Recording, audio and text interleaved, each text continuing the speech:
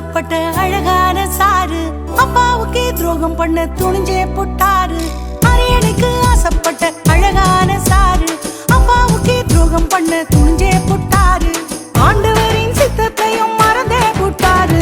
மனுஷனுக்கு பின்னே போக முடிவு பண்ணிட்டாரு. ஆண்டவரின் சித்தத்தையும் மறந்தே புட்டாரு.